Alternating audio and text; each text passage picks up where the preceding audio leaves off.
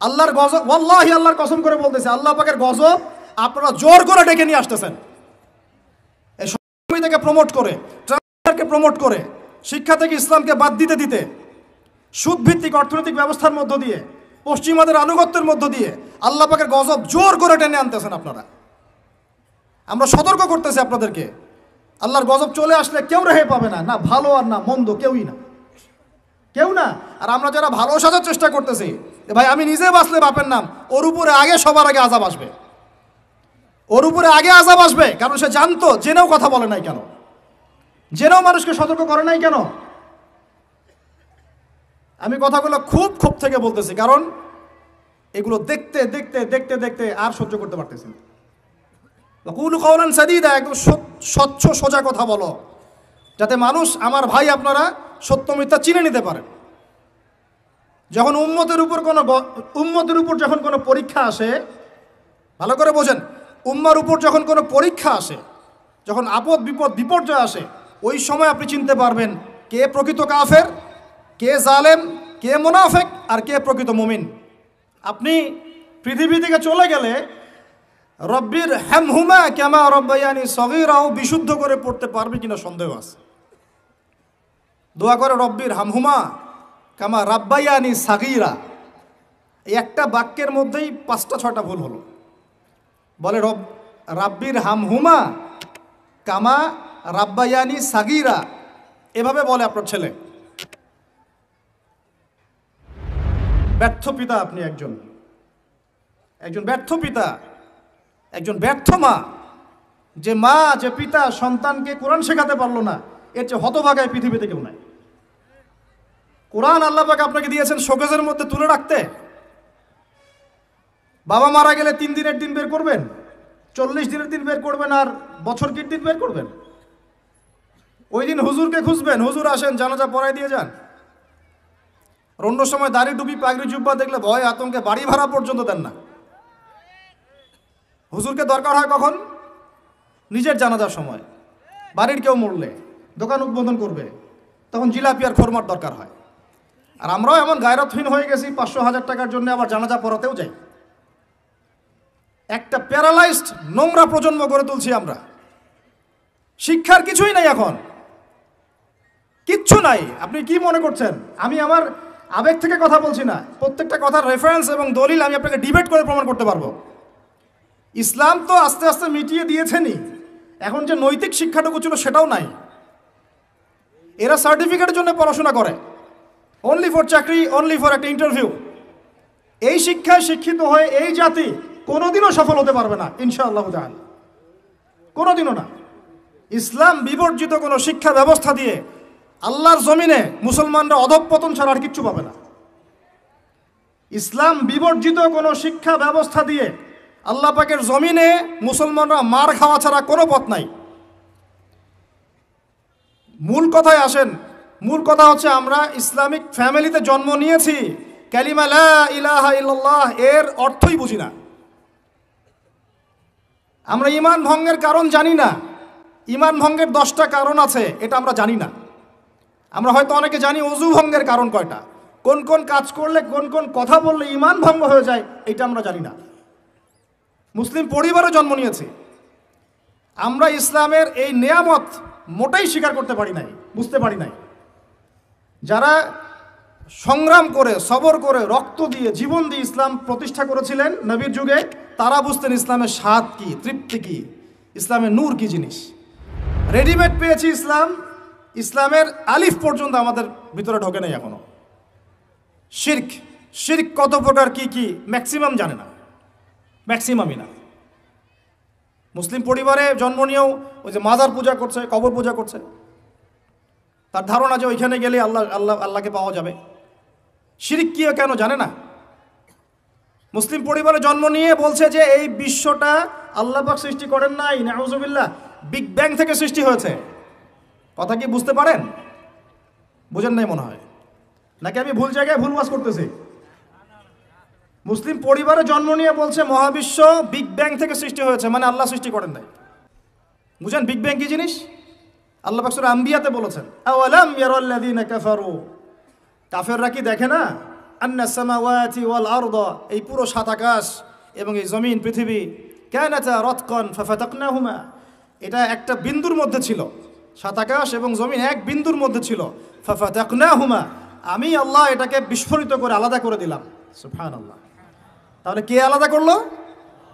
এখনকার শিক্ষানীতি আপনাকে বলবেন না, আল্লাহর কনসেপ্ট এখানে নাই, ওটা অটোমেটিক্যালি সৃষ্টি হয়েছে।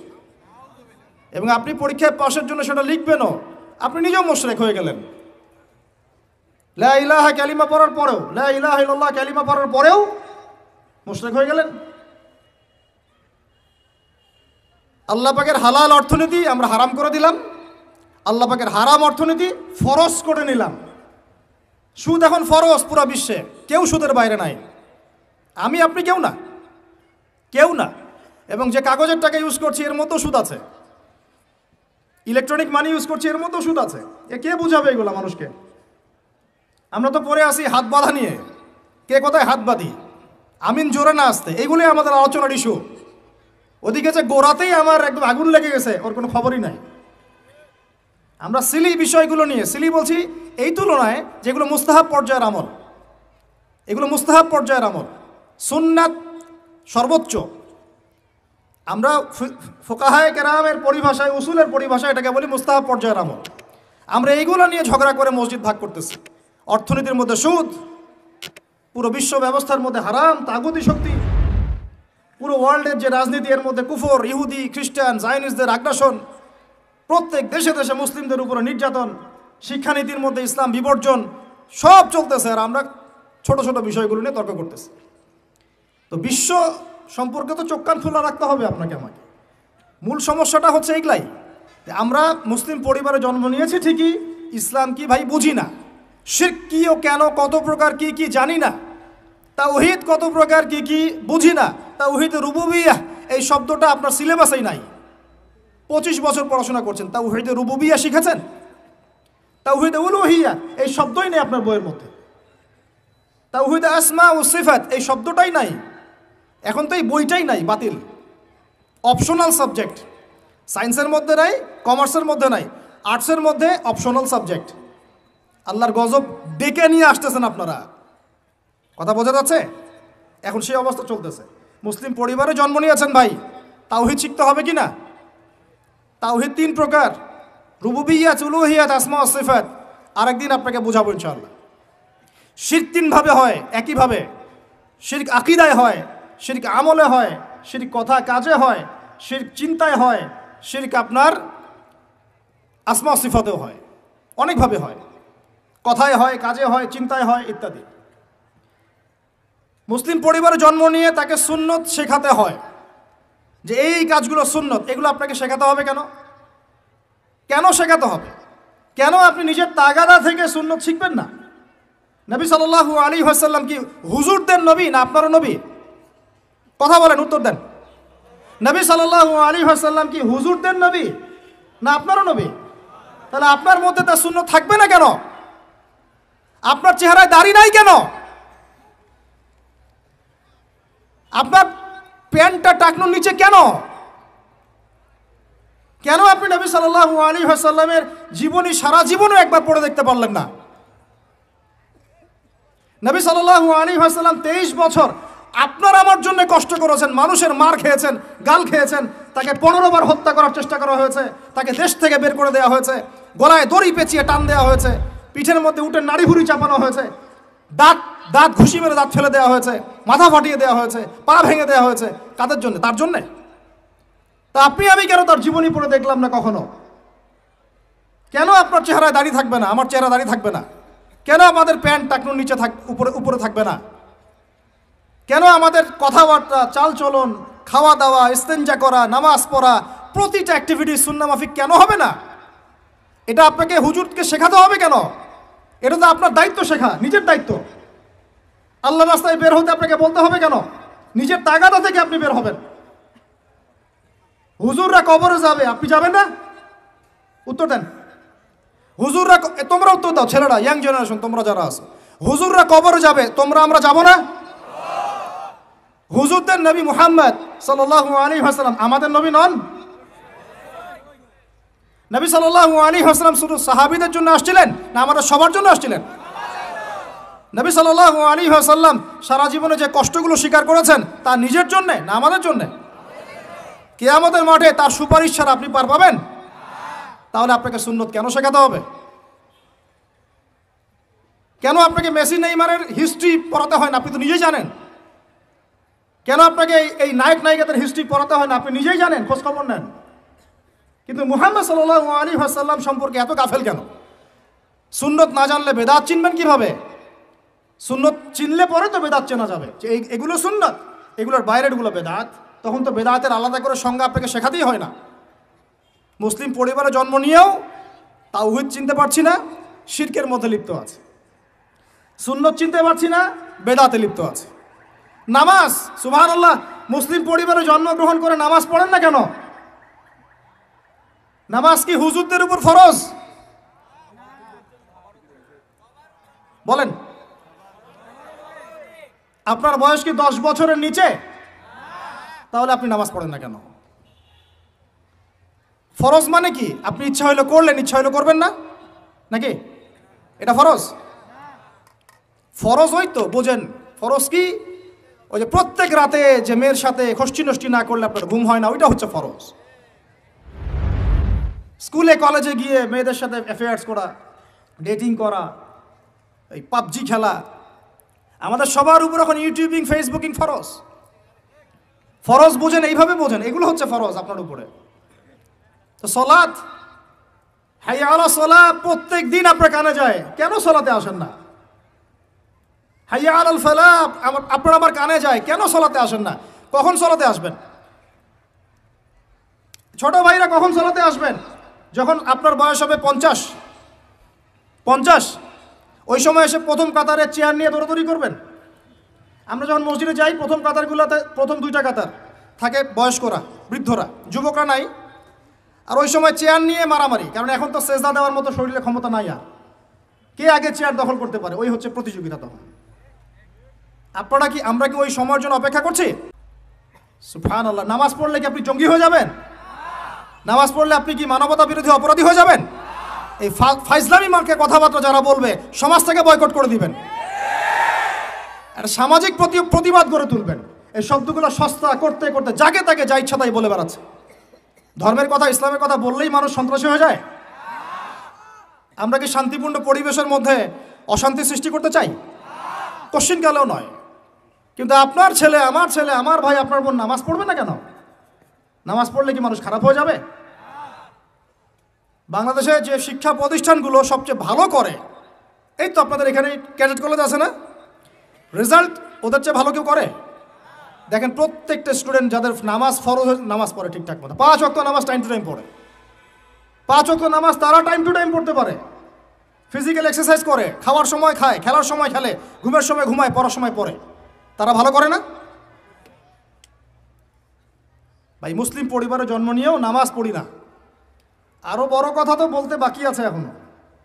মুসলিম পরিবারে জন্ম নিয়েও হালাল খায় না, বেশিরভাগই হারামের সাথে থাকে।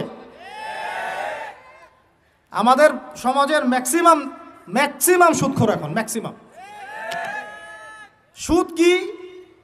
আমার কাছে শোনেন সুদ কি, বাকিদের কথা বাদ দেন। আমার কাছে শোনেন সুদ কি জিনিস। সুদ ইজ ইকুয়াল টু নিজের মায়ের সাথে করা। আমার কাছে শোনেন সুদ কাকে বলে। সুদ ইজ ইকুয়াল টু আল্লাহর সাথে যুদ্ধ করা। সুদ সমান সমান রাসূল মুহাম্মদ সাল্লাল্লাহু আলাইহি ওয়াসাল্লামের বিরুদ্ধে অস্ত্র ধরা। সুদ সমান সমান নিজের মাকে বিয়ে করা।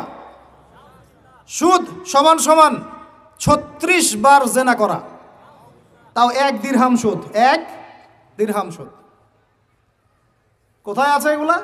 আমি কি আসমান থেকে কথাগুলো বললাম? সহিহ বুখারীর হাদিসে নবী সাল্লাল্লাহু আলাইহি ওয়াসাল্লাম বলেছেন, সুদের পাপের 70টা শাখা আছে। কয়টা ভাই? আরেকটা হাদিস পেয়েছিলাম, সেখানে আছে 73টা শাখা। কয়টা? যার সবচেয়ে নিচের শাখাটার নাম হলো নিজের মাকে বিয়ে করা। আমরা প্রত্যেকেই মায়ের সাথে করি যারা সুদ খাই। আমাদের মধ্যে যারা সুদ খাই প্রত্যেকেই তার মায়ের সাথে রাত কাটায়। আর কিভাবে বললে কথাগুলো কানে যাবে, কলবে আঘাত করবে আমার জানা নাই। আমরা এটা শুধু খাই না, এটা ফরজ হয়ে গেছে এখন। কারণ এই বিশ্ব ব্যবস্থা পরিচালিত হচ্ছে ইহুদিদের হাত দিয়ে, এই বিশ্ব ব্যবস্থা পরিচালিত হচ্ছে খ্রিস্টানদের হাতে, এই বিশ্ব চালায় এখন জাতিস্টরা, এই বিশ্ব চালায় জাতিসংঘ, এই বিশ্বের অর্থনীতি চালায় ওয়ার্ল্ড ট্রেড, এটা বাণিজ্য, ওয়ার্ল্ড ট্রেড অর্গানাইজেশন, এটা বাণিজ্য চালায়, IMF, world bank, federal reserve bank, এরা চালায় বিশ্ব অর্থনীতি। এরা প্রত্যেকেই সারা বিশ্বের প্রত্যেকটা দেশের সেন্ট্রাল ব্যাংকে সুদ খাওয়ায়, এবং সেন্ট্রাল ব্যাংকের আন্ডারে যত ব্যাংকিং সিস্টেম আছে সবগুলো সুদভিত্তিক। সব ব্যাংকিং সিস্টেম, সব NGO, সব সমিতি কোনো না কোনোভাবে সুদের সাথে সম্পৃক্ত আছেই আছে। ওইখানে নাম লিখানোর জন্য, ওই টাকা দেওয়ার জন্য মাথার ঘাম পায়ে ফেলে আপনি পরিশ্রম করেন। আমরা প্রত্যেকেই মায়ের সাথে করি, নাউজুবিল্লাহ। আমরা প্রত্যেকে আল্লাহর সাথে যুদ্ধ করি, আমরা প্রত্যেকে রাসূলের বিরুদ্ধে যুদ্ধ করি। এরপরেও আমরা মুসলমান দাবি করি, জান্নাত পেতে চাই। আর কিভাবে বললে কথাগুলো বুঝবেন আমি জানি না। সূরা বাকারার 279 থেকে আয়াতগুলো পড়তে থাকেন।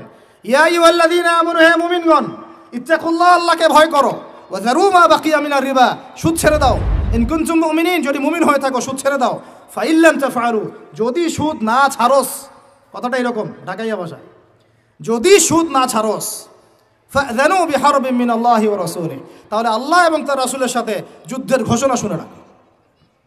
আল্লাহ এবং তার রাসূলের সাথে যুদ্ধ করে কেউ সফল হবে? কি হবে আমি বলে দিই সামনে। ইয়ামহাকুল্লাহু রিবা ওয়া ইউরবিস সাদাকাত, আল্লাহ পাক সব সুদগুলোকে একেবারে সমূলে ধ্বংস করবেন। দেখে নিয়েন, পুরো বিশ্বের অর্থ ব্যবস্থা পড়ে যাবে।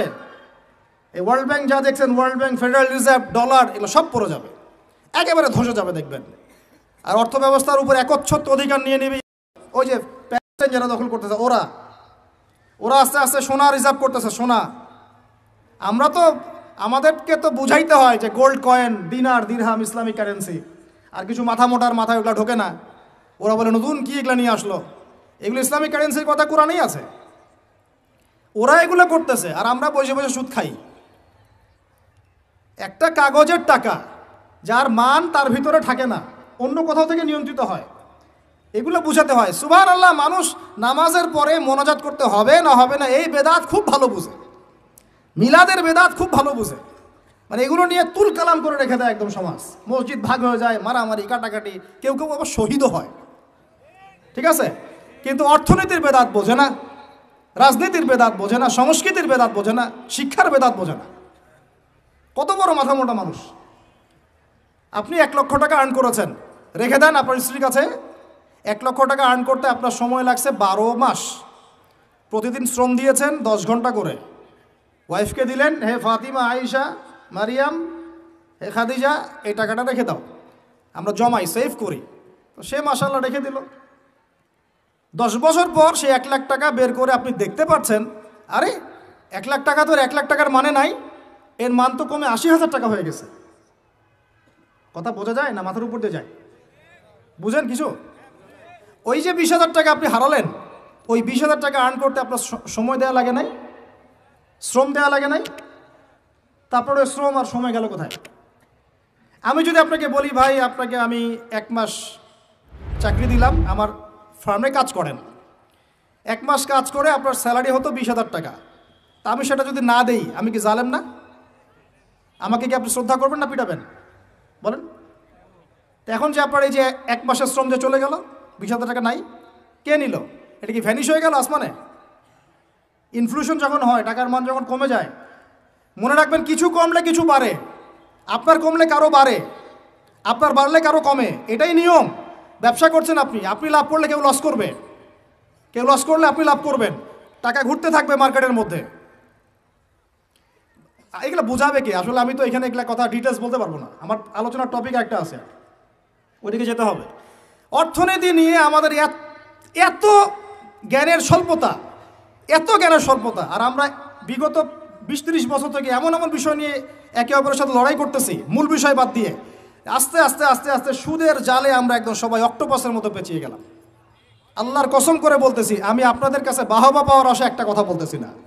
আল্লাহর কসম করে বলতেছি, আমি আমার উপরে কোনো বিপদ আসার ভয়েও চুপ থাকতেছি না। আমি আল্লাহর কসম করে বলতেছি যে আমি আপনাদের কাছে দুনিয়াবি স্বার্থে কথাগুলো বলতেছি না। ওয়াল্লাহি আল্লাহর সন্তুষ্টি ছাড়া আমার এই কথাগুলো বলার পিছনে কোনো স্বার্থ নাই। আল্লাহর কসম করে বলতেছি যে ওখানে যারা লড়াই করতেছে এরা সত্যিকারের মুজাহিদ। এদের মতো ভালো মানুষ, সৎ মানুষ এবং সাহসী মানুষ আল্লাহর জমিনে এখন আর কেউ বেঁচে নাই। এবং ওদের উপরে যা জুলুম হয়েছে বিগত 100 বছর থেকে, এরকম জুলুম পৃথিবীর ইতিহাসে কারো উপরে কখনো হয় নাই। এরা এই বিশ্বের নতুন ফেরাউন, এরা এই বিশ্বের নতুন নমরুদ। আল্লাহ রাব্বুল আলামিন এই যেন ধ্বংস করেন, আল্লাহুম্মা আমিন। আল্লাহ পাক মাজলুমদের উপর নুসরা নাজিল করেন, আল্লাহুম্মা আমিন। বিষয়টা হচ্ছে এই, আমরা মুসলিম পরিবারে জন্ম নিয়েছি, বাট এগুলো বুঝি না। অর্থনীতি হালাল হারাম বুঝি না।